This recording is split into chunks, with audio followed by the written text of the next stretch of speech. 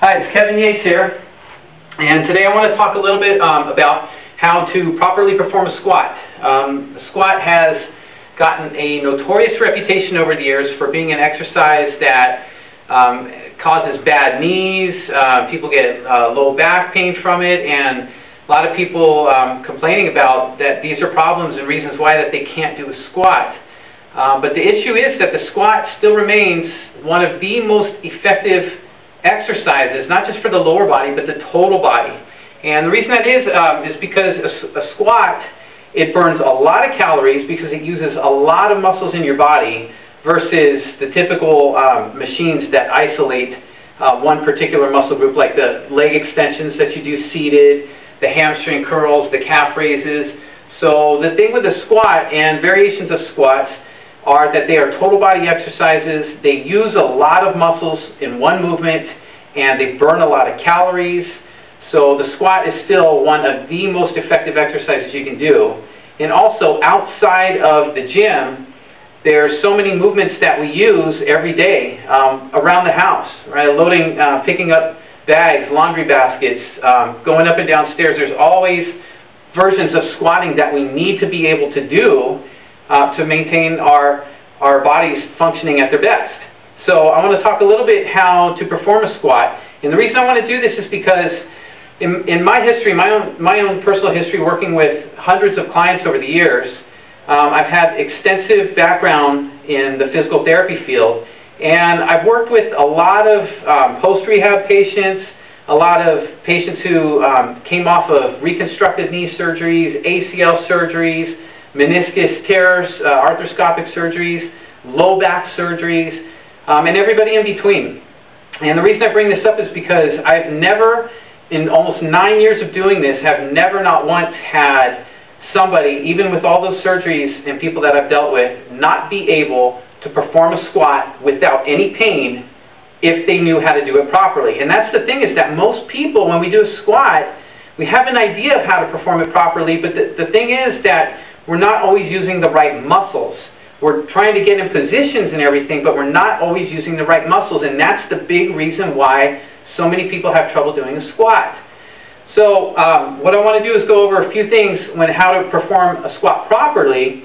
And the first thing we're going to do is you want to make sure that when you do a squat, first rule of thumb is get your feet straight. So if you can see my feet, when I do a squat, I'm not... The common way that people are taught is to have your toes pointed out slightly and to stand with a wider stance. And what happens with that is that you get a sense of stability.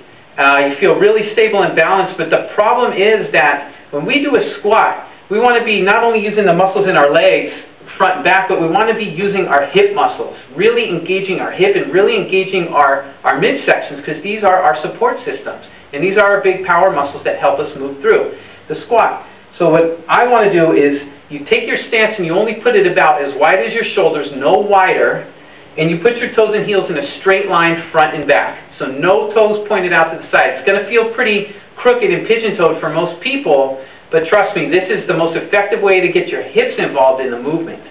So first, toes and heels are in a straight line, and then what I have people do is counterbalance. So we put your arms straight out in front of you, and then when you go into a squat, you want to make sure that your butt is back, so you're pushing your butt back. So if I show you from the side, I got my toes and heels straight line, my arms are out, and when I go into a squat, I'm going to push my butt back a little bit here, if you can see that.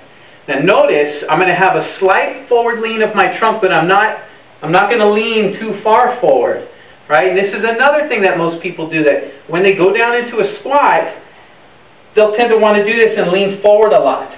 And the problem with this is that when most people do squats, they don't feel their hips, they're feeling their quadriceps, their thighs a lot. This is a big, big problem, especially with people with lower back and knee pain.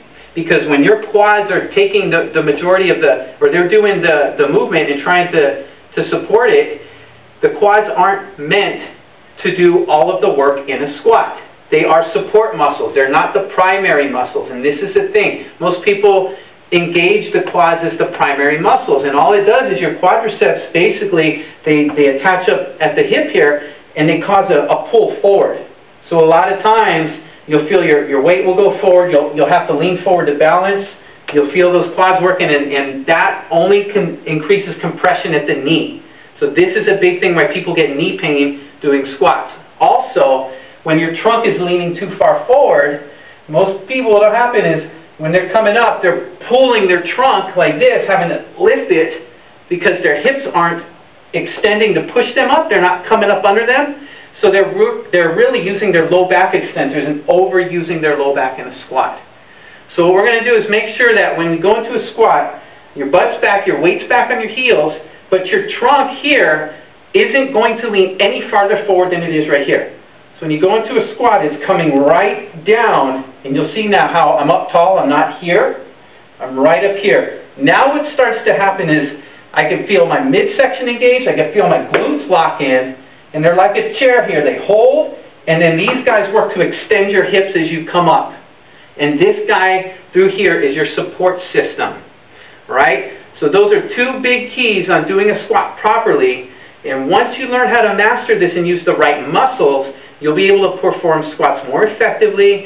You'll be able to perform them pain-free. You'll burn a lot more calories doing a squat-based movement rather than doing a lot of the isolated machine-based movements on the machines that you see at your gym.